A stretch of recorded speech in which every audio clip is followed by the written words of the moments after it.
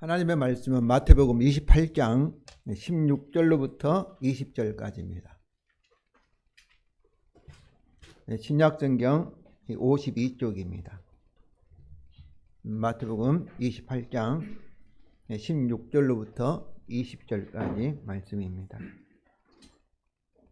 신약성경 52쪽입니다. 제가 읽겠습니다. 11 제자가 갈릴리에 가서 예수께서 지시하신 산에 이르러 예수를 뵙고 경배하나 아직도 의심하는 사람들이 있더라.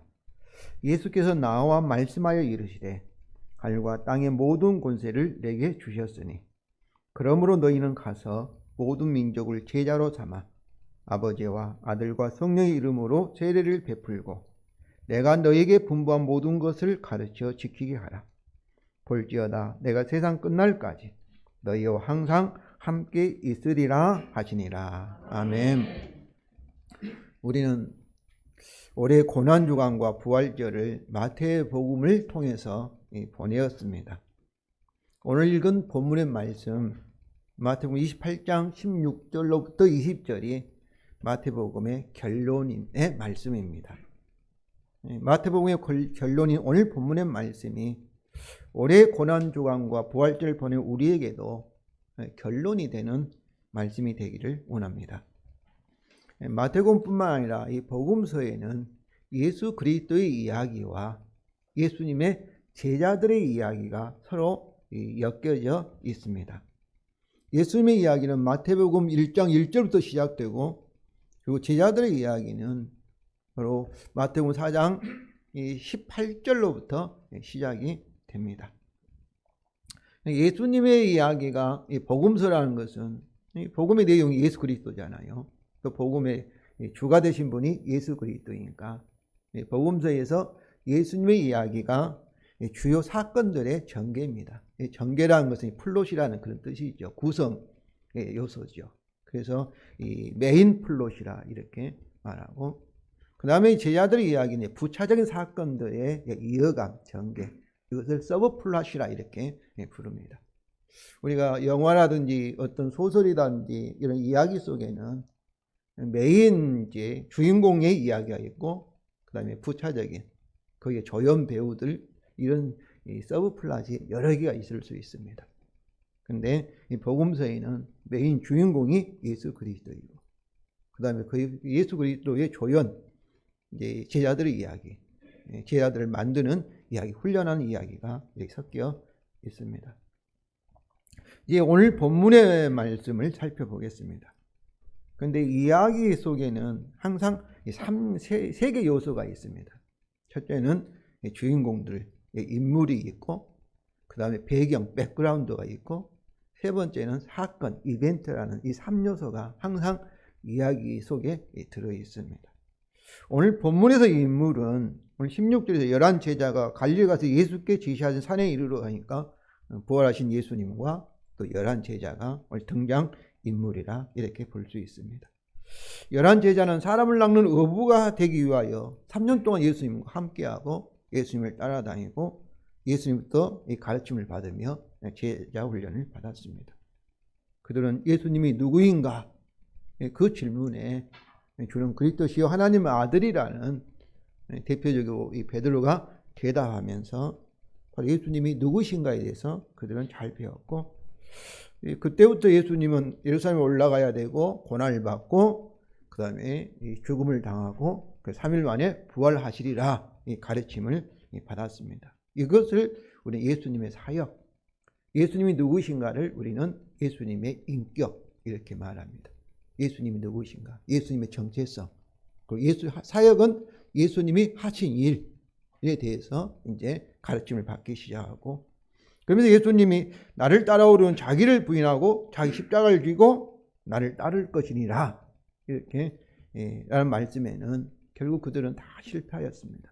가룟 유다는 은 30에 예수님을 팔아서 마침에는 자기는 후회하며 자살하였고 11 제자들도 다 이렇게 자기 목숨이 큰 소리 쳤지만은 죽기까지 주님을 따르겠다 이렇게 약속했지만은 따르지 못하고 다 이게 도망을 하였습니다. 그러나 그들이 결국 어떻습니까? 주님이 십자가의 죽음을 목격하였고 오늘 본문에서처럼 부활하신 주님을 만나서 주님의 십자가의 부활의 증인들이 되었습니다. 여기서 11제자 이렇게만 나오는데 실제로는 부활한 주님이 만났던 이 제자들은 여인들도 포함돼서 고린도전서 15장 6절에 언급된 500여 형제들도 포함이 되었을 것입니다. 그러나 마태복음은 교회의 기초인 12사도인 11제자만을 언급합니다. 11제자가 꼭 11제자만 아니라 뭐겠어요? 교회를 대표하는, 우리도 교회이니까 우리를 대표하는 그런 공식적인 용어라 이렇게 볼 수가 있습니다. 우리가 마태복음 28장 1절에서도 원래는 살로메까지 누가복음에서는 이렇게 예수님 무덤을 찾아가잖아요. 근데 여기는 두 마리아만 이렇게 얘기하고 살로메를 생략한 것은 어떤 일에 증인은 2명 이상의 증인이 있어야만이 법적으로 그 증인을 인정을 합니다. 혼자만 봤다면은 인정을 안 해요. 2사람 이상. 그래서 이 두 마리아 이렇게. 그러니까 우리가 성경을 읽을 때 마태복음 틀리고 누가복음 틀리냐 한 것은 그 성경을 기록한 저자의 의도에 따라서 우리는 2명 공식적으로 2 증인이다. 이것을 강조하기 위해서 마태복음은 마가복음은 3명이지만은 마태복음은 그런 2 마리아만, 한 명은 생략하고 2 마리아만 얘기하고 있습니다. 오늘 본문에서 배경은 이 갈릴리 지방, 갈릴리 땅과 그리고 예수께서 지시한 산에서 부활한 주님과 실패한 11제자의 만남, 이 사건이 오늘 배경이라 볼 수 있습니다. 그런데 이 갈릴리가 아주 강조되죠.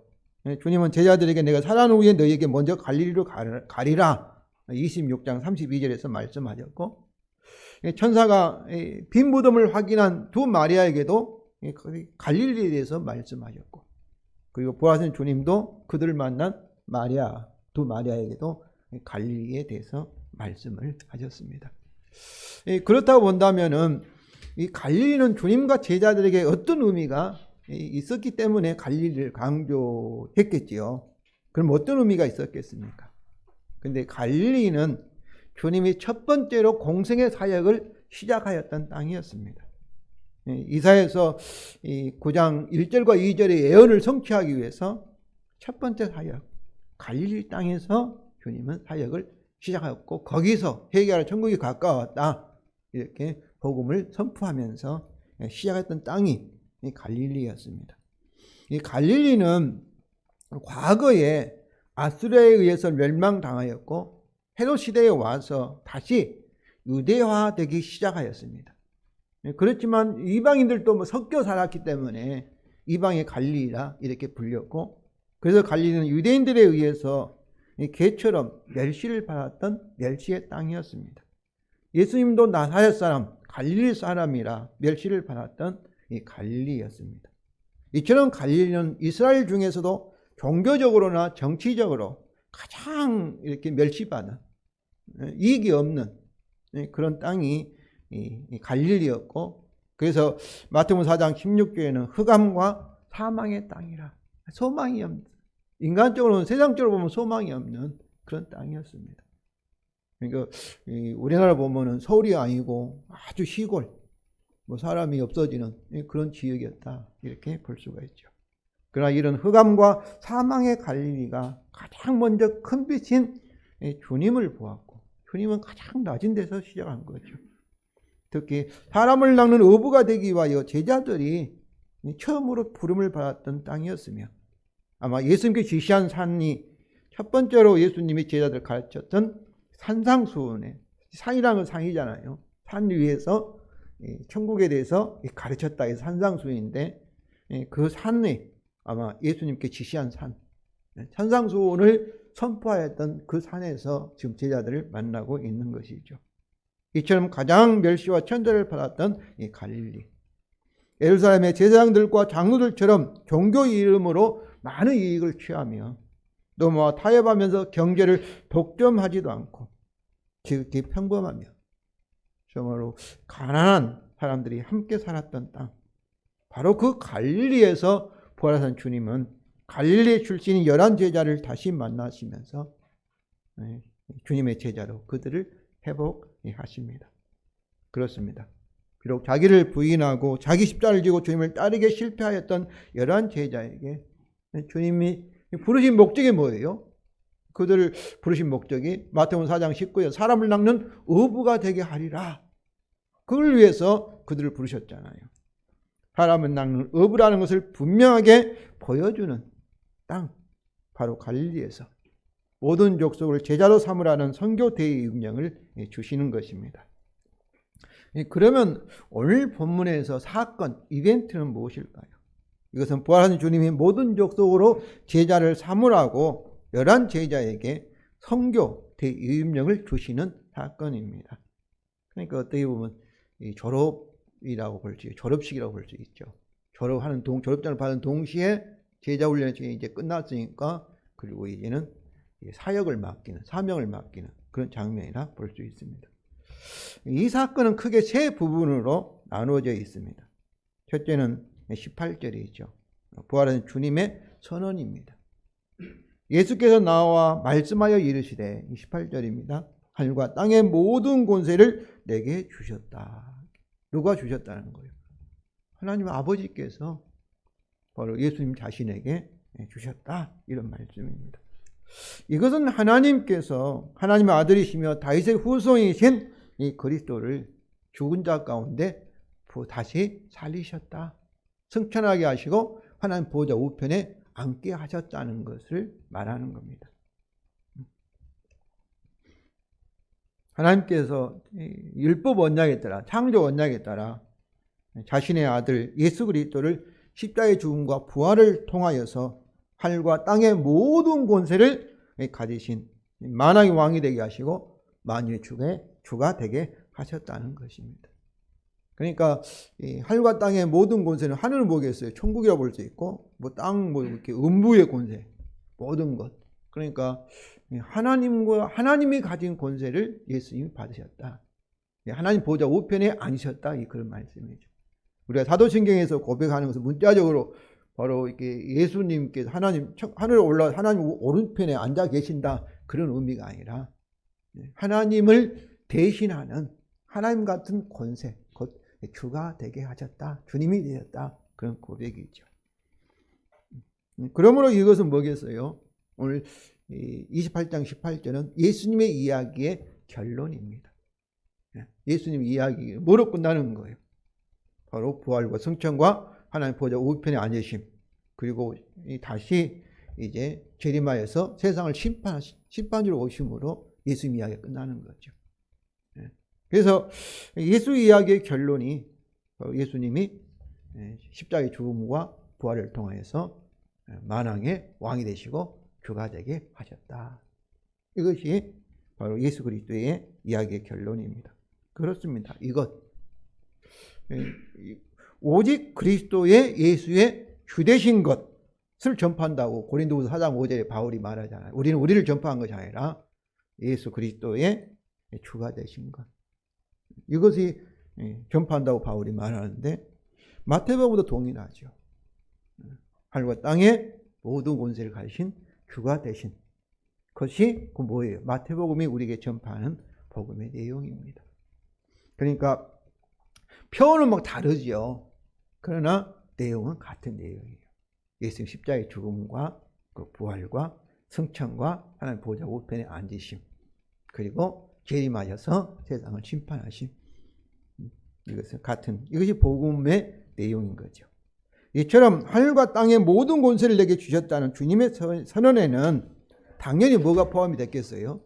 주님의 십자가의 대속의 죽음이 포함이 되어 있습니다. 만일에 십자가의 죽음이 없었다면 어떻겠어요? 그의 부활과 승천과 하나님 보좌 우편에 앉으심이라는 예수님의 주되심도 없었을 것입니다. 그의 십자가가 하나님의 모든 이 계획, 하나님 선교의 언약적인 열쇠입니다. 요한계시록 5장 9절입니다.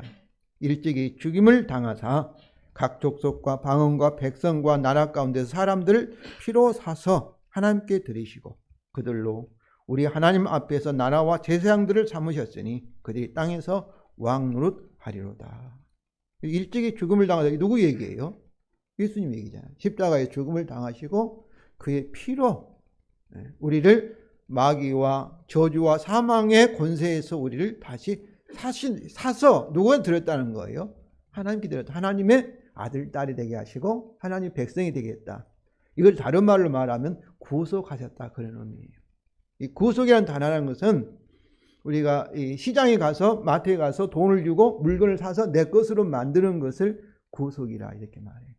또 다른 말로 속량, 죗값을 다 주고 그것을 자유롭게 하였다, 해방하였다, 구원하였다, 그런 의미가 속량이에요. 그러니까 예수 그리스도 십자가의 죽음이 뭐예요? 계약에 따라, 언약에 따라 바로 예수님이 자기 생명을, 우리가 창조 언약에 따라 우리 죄에 대해서 이 저주와 사망, 그리고 마지막은 영원한 사망이 지옥 형벌을 받아야 되는데, 하나님의 아들이, 하나님께서 자기 아들 세상에 사람으로 세상에 파송하시고, 이게 선교지요, 보내시고, 그리고 우리를 대신해서, 우리를 대표해서 우리가 받아야 할 모든 심판을 예수님이 십자가에서 받으셨다. 그 결과로 어떠세요? 바로 하나님은 사흘 만에 죽은 자 가운데 예수님을 살리셔서 아담이 잃어버렸던 하늘과 땅의 모든 권세를 회복하시고, 그리고 오늘 본문은 그리스도 예수 안에 우리들도 어떻게 해요? 예수님과 함께 아담과 육체 회복되어서 하늘과 땅을 다스리는, 하나님이 천지를 창조해서 우리에게 주셨던 바로 하늘과 땅을 바로 우리가 다시 회복하여 소유하는, 이것이 성경에서 말하는 하나님의 구속 이야기, 하나님의 선교 이야기입니다. 바로 우리 주님이 재림하시면 저 여러분이 오늘 말씀대로 주님과 함께 하늘과 땅을 다스리는 왕노를 하게 될 줄로 믿습니다. 그렇습니다. 하나님께 예수 그리스도를 죽은 자 가운데서 부활하게 하심으로. 그래서 지난주에도 제가 그랬잖아요. 이 부활은 자연스러운 결과다. 우리가 아파트를 계약을 했으면 다 우리 편에서 계약을, 돈을, 잔금을 다 지불하면 어때요? 상대방에서도 아파트 소유권을 우리에게 주는 것처럼 바로 예수님이 우리를 대표해서 하나님 아버지 앞에 모든 것을 다 이루었으니까 이제 계약대로, 언약대로 하나님께 예수님을 부활하게 하시고 아담이 잃어버렸던 하늘과 땅의 권세를 회복하시고, 그리고 그리스도 예수 안에는 저와 여러분에게도 오늘 말씀처럼 왕노릇에 하실 것입니다. 그렇습니다, 성도 여러분. 예수님의 죽음과 부활이, 이것이 복음이죠. 복음이 열한 제자, 교회의 선교적 기초인 것입니다. 둘째는, 이 사건의 두 번째 요소는 부활하신 주님의 선교 대유임령입니다. 19절부터 20절 전반절입니다. 그러므로 너희는 가서 모든 민족을 제자로 삼아 아버지와 아들과 성령의 이름으로 세례를 베풀고 내가 너희에게 분부한 모든 것을 가르쳐 지키게 하라. 이 그러므로는 뭐겠어요? 18절과 오늘 이 선교 대유임령을 연결하는 거죠. 그러니까 그러므로 이 말은 18절 예수 그리스도의 이야기죠. 예수 그리스도의 이야기를 누구 이야기와 연결시키는 거예요? 제자들의 이야기, 제자들의 졸업에서 사명받는 이야기와 연결시키고 있습니다. 그러니까 이 제자들의 선교 대유임령이 주님의 선언인 직설법이라는 선언이라든지 진술이라든지 그런 거죠. 사실을 이렇게 묘사하는 것이 직설법이라고 말합니다. 뭐뭐 했다, 뭐뭐이다. 예수님이 하늘과 땅의 주가 되셨다. 만왕의 왕이시다. 십자가의 죽음을 통해 하나님께서 이렇게 하셨다. 이것을 직설법이라는 거죠. 사실이다. 이것에 근거해서 이제 주님은 제자들에게 이제 이런 명령을 주시는 겁니다. 그러므로 이 접속사는 모든 족속을 제자로 삼으라는 명령과, 그리고 가라, 세례를 베풀라, 그리고 모든 것을 지키도록 가르치라는 명령들이 주님의 죽음과 부활의 복음에 근거하고 있다는 것을 보여줍니다. 그러니까 그냥 명령만 생각해서 명령에 순종해야지, 내가 명령 지켜야지 이렇게 하면 그건 기독교가 아니에요. 오늘 이 말씀을 통해서 예수님의 십자가의 죽음과 부활 사건에 하나님이 우리에게 요구하신 명령이 기초가 있는 것을 잘 아셔야만이, 성도 여러분, 성령의 능력이 우리에게 나타나서 하나님 말씀에 순종할 수 있게 된다는 것을 아시기 바랍니다. 이걸 모르면은 우리 교회 다니고 뭐 하나님 말씀을 지킨다 하더라도 뭐 절에 다니는 것과 똑같아요. 막 우리의 노력으로 우리 의지로 막 뭘 하려고 하지만은 되는 거 조금은 되겠죠. 그러나 안 되고 실패하고 맙니다. 할 수가 없어요. 여기서 부활한 주님은 11 제자에게 그러므로 모든 민족을 제자로 삼으라고 명령하십니다. 오늘 이 말씀이 오늘 19절부터 20절 이 오늘 말씀에서 주동사예요. 그러니까 여기서 실제로 명령은 하나예요.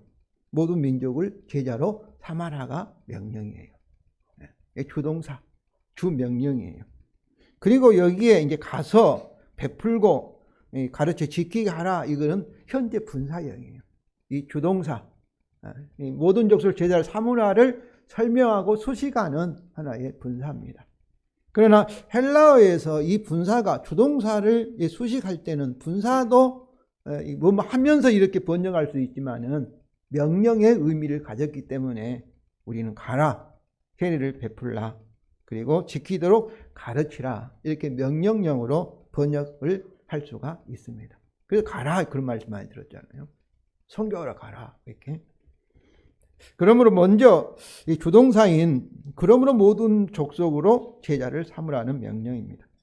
여기서 모든 족속은 뭐 우리는 이 모든 족속 이방 선교하면 해외 선교만 이렇게 생각하는데 여기서 이 모든 족속 에스네라는 이 단어는 이방인들도 포함이 되지만은 유대인들도 포함한 모든 민족입니다. 여기서 모든이라는 소개가 그래요. 모든 민족. 그러니까 그래서 우리 사도행 1장 8절에도 뭐 땅끝까지만 가라 그래 않잖아요. 사도들에게 뭐라고 해요? 예루살렘부터 온 유대와 사마리아와 그리고 땅끝까지 이렇게 말하고 있어요. 여기서 모든 민족은 유대인 플러스 그 다음에 이방인까지 포함한 모든 백성에게 모든 사람들을 뭐라는 거예요? 바로 예수님의 제자로 만들라 이런 말씀입니다. 제자로 삼으라는 것은 11 제자, 예수님의 제자 11 제자의 자신들처럼 자기를 부인하고 자기 십자가를 지고 주님을 따르며 배우는 주님의 제자로 만들라. 다시 말하면 주님의 제자인 11 제자의 자신들을 복제하라. 복제하라. 제자니까 그 제자로 만들라는 거죠. 그래서 성도 여러분, 먼저 우리가 주님의 제자가 되지 않고는 다른 사람이 주님 제자를 우리를 본받아 주님의 제자가 될 수가 없습니다. 그러니까 선교와 전도라든지 이런 사역은 말로만 설교로만 하는 것이 아닙니다. 저도 이렇게 부끄럽죠. 성도들 앞에 본을 보이지 못해서 죄송합니다. 항상. 그러나 이 지도자라는 것은 저는 앞선 자다. 성도 앞에 서 있는 자다. 그런 생각을 해봅니다. 본을 보이는 자예요. 본을 보이지 못했으면 죄송한 마음을 갖고 회개한 마음을 갖고 저는 제가 좀 더 훌륭한 목사가 돼야 되는데 그러지 못해서 죄송합니다.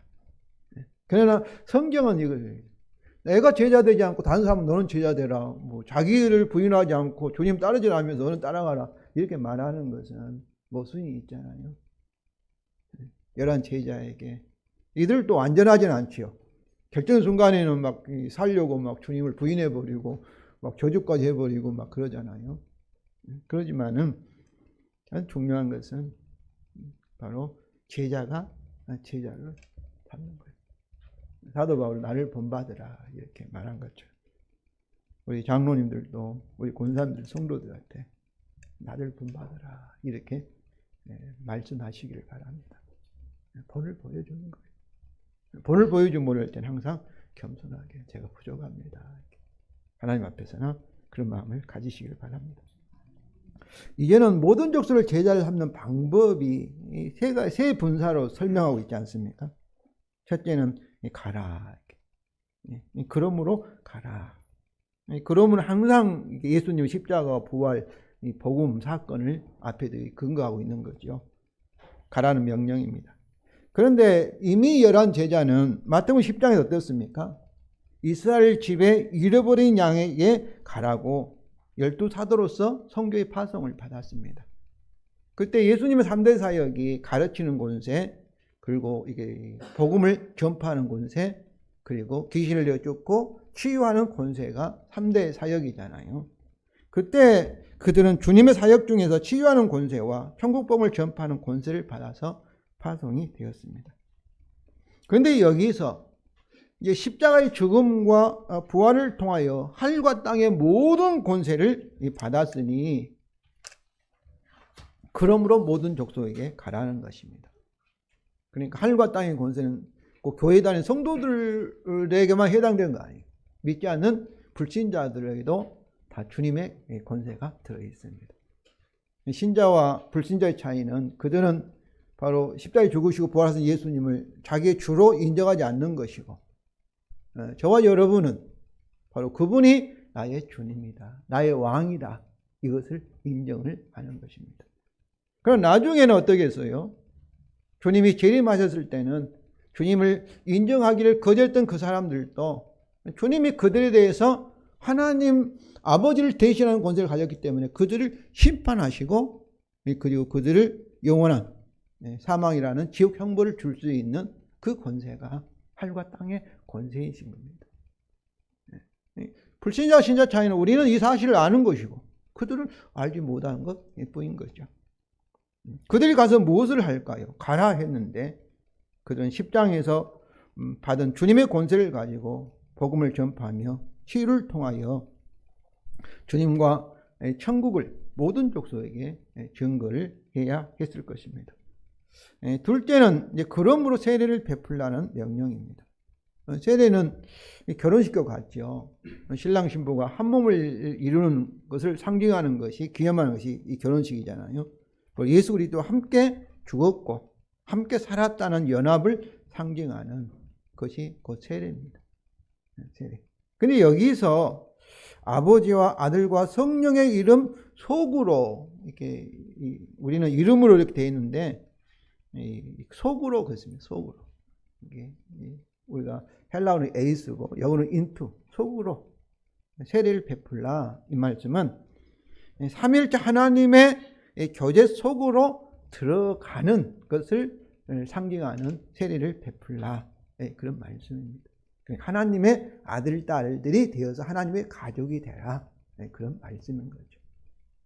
성도 여러분, 우리 예수를 믿는 건 단순히 교회에 나오는 것이 아니라 이미 하나님 아버지로부터 성령을 통하여 새 생명을 받았고, 하나님, 우리 아버지라고 부르잖아요. 하나님에 속한 그런 하나님 아들, 딸, 가족이 되었음을 여러분이 아시기를 바랍니다.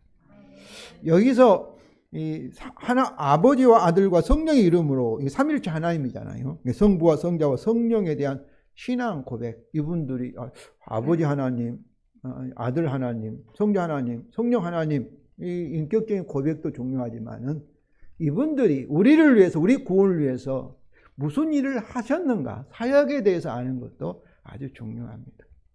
그래서 삼위일체 하나님 사이에 성부의 언약적인 사역과 아들의 언약적인 사역과 성령님의 언약적인 사역을 잘 이해하고 그것을 신앙 고백하는 것이 아주 중요합니다. 제가 이게 설교를 하고 이렇게 복음을 여러분 설명할 때 항상 언약적으로 이렇게 설명합니다. 왜냐하면은 하나님께서 마음대로, 하나님이니까 하나님 마음대로 하고 싶은 대로 하는 분이 아니에요. 하나님은 예측 가능합니다. 왜냐하면 하나님은 언약적으로 하시기 때문에 그렇습니다. 그래서 우리가 미래를 우리가 예언할 수가 있는 거예요. 언약대로 하시니까 하나님은. 그래서 하나님께서 이것을 아셔야만이 제대로 우리가 신앙생활을 바르게 할 수 있습니다. 언약에 따라 하나님이 일하시는 원리를 알아야만이, 성도 여러분. 그래서 다음 주에는 우리 부목사님 설교하고 그 다음에 제가 이제 우리가 예배를 드릴 때 어떻게 하면 하나님께서 우리 예배를, 어떤 예배를 원하시고 어떤 예배, 우리 예배를 받을 때 반드시 성령을 통해서 하나님의 영광을 나타내시는가에 대해서 살펴보려고 합니다. 언약적으로. 그러니까 한마디로 말하면은 하나님 아버지께서 아들을 세상에 파송하시고 선교사로 파송하시고 그 아들의 십자가의 죽음이 뭐예요? 하나님과 우리 인류 사이에 있는 율법 언약, 창조 언약을 아들이 십자가의 죽음을 통해서 다 완성했습니다. 이것을 구속 언약이라고 그래요. 구속 언약이라고. 바로 이 예수 그리스도의 십자가의 죽음의 근거에서 이제 하나님은 노아도 이렇게 참으로 이렇게 구원하시고 아브람도 불러서서 아브람도 태어날 때 온전히가 있으니까 저주와 사망의 사람인데 이제 그를 불러서 구원하여서 이제 복의 사람으로 만드시고 여기 은혜의 언약이라고 그래요. 은혜의 언약. 이 새 언약 원래 창조했을 때 하나님과 우리 사이에 있는 이 율법 언약 하나님 요구가 들어있으니까 그 율법 언약, 이 행위 언약, 구속은 자연 언약 여러 가지로 불리는데 그 언약이 따라서 하나님은 역사하십니다. 그런데 아들 성자 하나님께서 십자가의 죽음을 통해서 우리를 대표해서 우리를 대신해서 이 언약을 이루신 거예요. 계약을 완성하신 거예요. 그것의 근거에서 이 복음이잖아요. 근거에서 하나님은 우리에게 은혜를 베푸시고 성령을 통해서 우리에게 능력을 나타내시고 구원하시고 그렇게 역사하십니다. 그러니까 성령 하나님께서 우리가 막 구한다고 오신 거 아니에요. 하나님이 우리에게 요구하신 언약이 완성되지 않으면 절대로 성령이 오실 수 없습니다. 성령이 오셨다는 뭐겠어요? 그 사람은 죄인이니까 저주와 심판하기 위해서 오시는 거예요. 그러나 우리 생명과 복을 주기 위해 성령이 역사하시는 것은 다 뭐예요? 예수 그리스도의 참으로 십자가의 죽음을 통한 구속 언약의 근거에서 구약에 있는 모든 사람들도 하나님으로부터 은혜로 제사함 받게 되고 그리고 생명과 복을 받게 되었다는 거예요. 이런 성부와 성자 사이의 이 언약 관계, 이 사역, 그것의 근거에서 성령께서 우리에게 역사하신다. 이것을 알게 될 때 성도 여러분, 우리는 이 복음을 믿을 수 있고 복음 믿는 자의 구원을 주신 하나님의 능력이 나타나는 것을 여러분들이 경험하게 될 것입니다. 셋째는 그러므로 내가 너에게 분부한 모든 것을 우리말 성경은 가르쳐 지키게 하라 마치 지키라가 명령인 것 같이 이렇게 번역되어 있는데 원래는 지키도록 이는 부정사예요. 지키기 위해서 뭐라는 거예요? 가르치라 이런 말씀입니다. 여기서 10장에서 주님의 3대 사역 중에 천국복음을 전파하는 권세와 치유하는 권세를 받은 11 제자들이 마침내 마지막 남아있는 권세가 가르치는 권세잖아요. 주님의 가르치는 권세를 받았습니다. 왜 이 권세를 받았어요? 그들이 예수님의 십자가의 죽음과 부활의 증인, 예수님의 십자가와 부활을 이해하게 되었기 때문입니다. 이처럼 11 제자는 모든 족속을 제자로 삼는 사역에서 주님의 사역, 주님의 선교의 모든 권세를 받았습니다. 11 제자는 주님의 사역, 선교를 위임받아 계승한 것입니다. 한마디로 말하면 주님의 사역에 모든 족속을 제자로 삼는 주님의 사역에 교회가 참여하게 되었다. 이런 말씀입니다. 내가 너에게 분부한 모든 것, 분부한 이 말은 명령한 모든 것이 주님의 명령한 모든 계명을 말하죠. 우리가 주님은 자신의 모든 계명을 사랑의 계명으로 하나님 사랑과 내 이웃을 자신처럼 사랑하라, 이웃사랑 이 두 계명으로 요약을 하셨습니다. 이것을 주님의 그레이트 커맨드먼트라고 해서 주님의 대계명 이렇게 부르고 있습니다. 근데 주님은 여기서 나의 계명을 가르치라 이렇게 하지 않으시고 나의 모든 계명을 지키도록 가르치라 이렇게 말씀하셨습니다. 우리가 이렇게 주님의 계명 하나님 말씀을 막 앵무새에게 뭐 무조건 막 암기하게 하고 이렇게 모든 계명을 가르치는 것은 쉽지요. 그러나 사람들이 제자들이 그 모든 계명을 지키게 하는 것은 어떻습니까? 힘들죠. 알지만은 지키지 못하죠. 사랑할 줄 알지만 사랑하지 못하죠. 이것은 어떻게 불가능하다고 볼 수 있죠. 실제로 주님으로부터 직접 계명을 받은 11 제자들도 어땠습니까? 그 계명을 완전히 지켰습니까? 지키지 못하여 실패하였습니다. 우리가 이 부자 청년이 재물이 많아서 주님의 명령을 지키지 못하고 포기하였을 때 주님 자신도 이것이 사람 스스로는 불가능하다. 그러나 하나님으로는 다 하실 수 있다. 이렇게 말씀하셨습니다. 마태복음 19장 26절입니다. 예수께서 그들을 보시며 이르시되 사람으로는 할 수 없으나 하나님으로는 다 하실 수 있느니라. 그러면 11 제자는 주님의 모든 계명을 가르칠 뿐만 아니라 그것을 순종하게 하는 방법도 가르쳐야 합니다. 그러면 어떻게 주님의 계명을 순종하는 방법이 무엇입니까? 그것은 주님의 계명을 주님의 인격과 사역과 연결하여 가르치는 것입니다. 그 그러므로를 아는 거죠. 그래서 그러므로 직설법이 중요한 것입니다. 주님의 십자가의 죽으심으로 창조 언약이 성취되었기에 이제 하나님께서 창조 언약에 따라 성령을 통하여 주님과 연합된 우리에게 어떻게 하셔요? 주님의 계명, 하나님의 율법을 순종하게 하십니다. 그래서 로마서 1장 16절입니다. 이 복음은 모든 믿는 자의 구원을 주시는 하나님의 능력이 됩니다. 바로 그리스도의 십자가와 부활의 복음을 우리는 믿으면 어떤 거예요? 하나님 성령을 통해서 우리가 어떻게 하는 거예요? 구원하시는, 하나님 말씀 순종하는, 예수님을 닮아가게 하는, 예수님을 제자가 되게 하는 그런 능력을 우리에게 나타내신다, 이 말씀입니다. 이것이 새 언약의 축복입니다. 새 언약의 축복. 그렇습니다. 주님의 계명에 대한 우리의 순종은 성령을 통한 복음의 현재 부활입니다. 복음의 열매, 예수님의 씨앗이 많은 열매를 맺는 것처럼 참으로 복음을 믿는 여러분을 통해서 예수 그리스도의 십자가의 죽음의 그 씨앗의 이 부활의 그 생명이 성령도 여러분에게 나타나고 있음을 믿으시기 바랍니다. 이것이 하나님의 영광을 나타내는 것입니다. 마태복음 예를 들어서 마태복음 5장 16절입니다. 이같이 너희 사람 앞에 비치게 하여 그들도 너희 착한 행실을 보고 하늘에 계신 너희 아버지께 영광을 돌리게 하라. 너희는 제자들이죠. 근데 그들이 5장 14절 너희는 세상의 빛이라, 너희 세상의 소금이라, 여기서 예수님 너희 세상의 빛이 되라 이렇게 명령한 것이 아니라 직설법으로 얘기한 거예요. 너는 이미 세상의 빛이다, 이렇게 말씀하는 거예요. 이것은 예수님의 십자가의 죽음의 결과로 그들에게 이미 이루어진 사실, 그 직설법입니다. 이것에 근거하여 너희 빛이 사람 앞에 비치게 하여 그들로 너희 착한 행실을 보고 너희 아버지께 영광을 돌리게 하라는 명령입니다. 사람들이 볼 수 있는 건 제자들의 착한 행실이죠. 그러나 착한 행실은 그들의 것이 아닙니다. 이것은 그들 안에 있는 빛의 근원에서 나오는 거죠. 착한 행실을 통해서 비치는 빛이 무엇인지 알려면 착한 행실의 목적이 무엇인지를 알아야 합니다. 착한 행실의 목적은 사람들이 이것을 보고 누구 영광을 돌려요? 하나님께 영광을 돌리는 것입니다. 이 사람들이 제자들 착한 행실이 그들 칭찬하고 그들에게 영광을 돌리는 것이 아니라 하나님께 영광을 돌리는 것일까요? 이때 이 빛이 제자들의 빛이 아니라 하나님의 빛이기 때문입니다.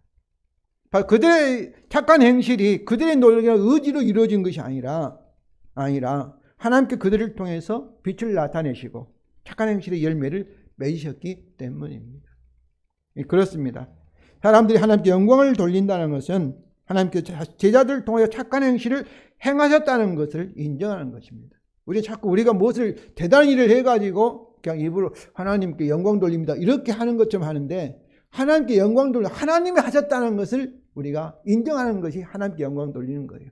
그렇기 때문에 하나님의 영광을 받기 위해서는 어때야 되겠어요? 먼저 우리를 통해서 어때야 되겠어요? 여러분을 통해서 하나님께서 일을 하셔야 합니다. 그래서 나를 위하여 이스라엘 백성에게 구원하신다고 말하지 않습니까? 생각해 보세요. 우리로 하여금 우리가 우리의 막 일을 악물고 우리의 노력으로 하나님 말씀에 순종하면 그건 내가 잘했다 하죠. 자기를 자랑할 수 있죠. 그러나 나는 할 수 없다는 걸 알고 하나님을 믿을 때 하나님께 어때요? 성령을 통해서 하나님께 영광을 나타냈어요. 능력을 나타냈어요. 그때 우리는 내가 한 것이 아니라 하나님께서 하셨습니다. 그러니까 하나님은 우리를 통해서 영광을 받기를 원하시는데, 그럼 어떠겠어요? 정말 우리가 하나님 말씀을 순종하여 세상에 빛이 되도록 하실까요? 안 하실까요? 하시기를 원하시는 거죠. 그래서 중요한 것은 우리가 진정으로 원하느냐 이것을. 저는 우리가 진심으로 내가 원하면 반드시 하나님께서 우리를 통해서 우리를 변화시키시고 우리에게 하나님 말씀을 순종할 능력을 나타내시고 성령을 통해 사랑하는 풍성한 열매를 맺게 하신다고 믿습니다.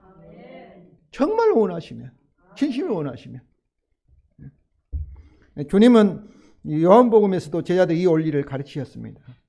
요한복음 15장 4절과 5절입니다. 내 안에 거하라 나도 너희 안에 거하리라. 가지가 포도나무에 붙어있지 아니하면 스스로 열매를 맺을 수 없음 같이 너희도 내 안에 있지 아니하면 그러하리라. 나는 포도나무 너희는 가지라. 내가 그 안에 거하면 사람이 열매를 많이 맺나니 나를 떠난 너희가 아무것도 할 수 없습니다. 포도 열매는 누가 맺습니까? 가지가 맺죠. 그러나 실제로는 포도나무 가지를 통해서 열매를 맺는 것이죠. 제자들은 이미 주님의 복음과 성령이라 이미 죽음과 연합되었습니다. 이제 그들이 할 것은 자기를 부인하고, 이게 중요해요. 자기를 부인하고 내 스스로 할 수 없다는 것을 뼈저리게 아는 거예요. 우리가 피조물이라는 거예요. 피조물은 스스로 살아가는 존재가 아니라 창조주에 의해서 살아가는 그런 존재예요.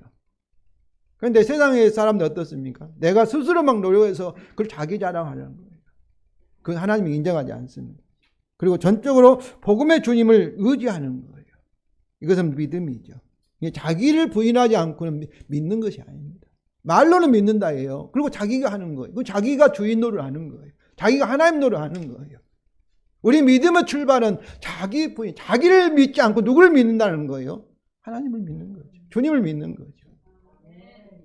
그런데 우리 한국교회 문제점은 자기를 부인하지 않아요. 자기 중심이에요. 자기 이익을 위해서 하나님도 이용하고 막 주여 하지만 결국 뭐예요? 내 이익을 위해서. 내가 주인 노릇을 하는데 주님이 필요합니다. 그런 말씀인 것이죠. 그러면 예수 그리스도의 아버지께서 새 언약의 복음의 약속도 그들을 통해 많은 열매를 맺으실 것입니다.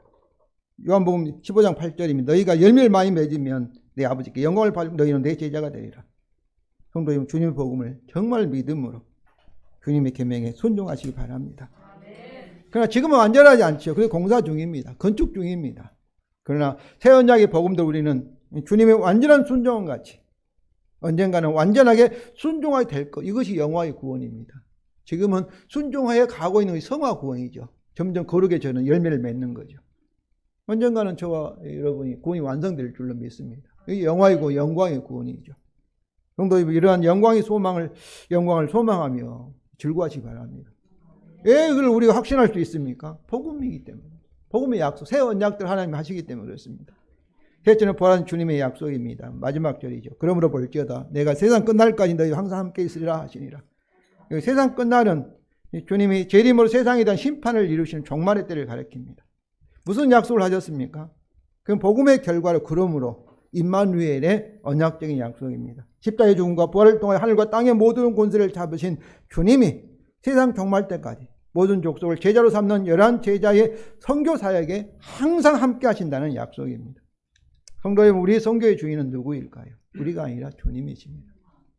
하나님께 자기 아들 세상에 파송하시고 십자가의 선교를 완성하시고 하나님께서 그 선교를 열매로 하늘과 땅에 권세를 주시고, 그러나 이제 세상에 있는 사람들에게 이 복음의 증거를 통하여서 선교를 이루어 가시는 것이 바로 하나님의 선교입니다.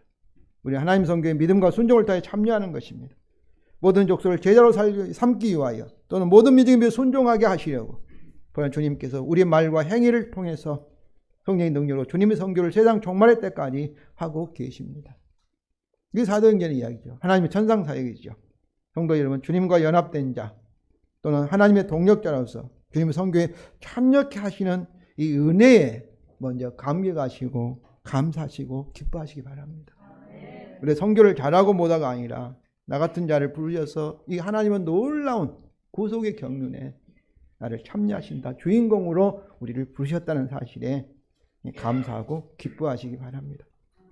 아직도 부족하지만 이 감격과 기쁨으로 주님의 선교 사명을 받아 믿음으로 순종하시기 바랍니다.